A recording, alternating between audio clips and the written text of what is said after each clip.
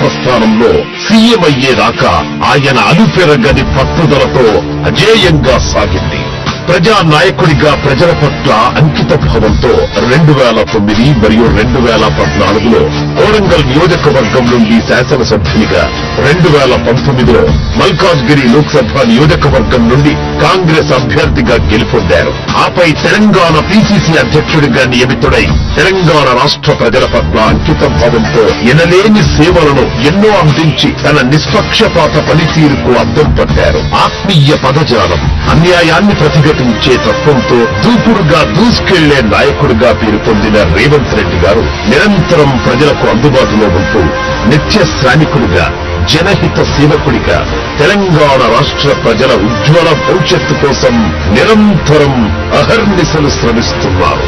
1992వ సంవత్సరంలో తెలుగు చలనచిత్ర పరిశ్రమ చెన్నై నుండి హైదరాబాద్ కు తరలి వచ్చిన తరువాత మన తెలుగు సినిమా ఖ్యాతిని అంతర్జాతీయంగా విస్తరిస్తూ ఆస్కార్ అవార్డులను సైతం సొంతం చేసుకుంటూ తెలుగువాడి సత్తాని జగద్విదితం చేశామే తప్ప తెలుగు సినిమా కోసం అహర్నిశలు శ్రమించే మన కార్మికుల కష్టాలు తెలుసుకోవడానికి ఏ ఒక్క నాయకుడు సహృదయంతో ముందుకు రాలేదు. అటువంటి పరిస్థితుల్లో మన కార్మికుల కష్ట నష్టాలను తెలుసుకుని ఒక అన్నలా ఆపన్న హస్తం అందించడానికి ముందుకొచ్చిన మొట్టమొదటి ముఖ్యమంత్రి మన గౌరవ ముఖ్యమంత్రి వర్యులు శ్రీ ఏ రేవంత్ రెడ్డి గారు.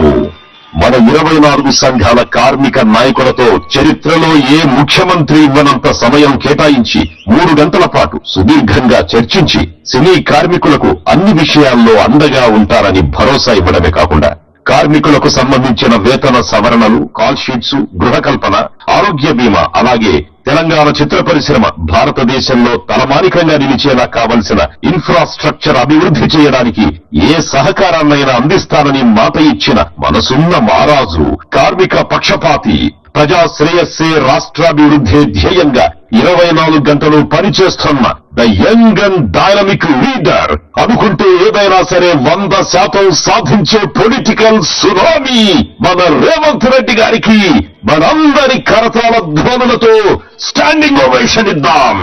Hats off to you sir.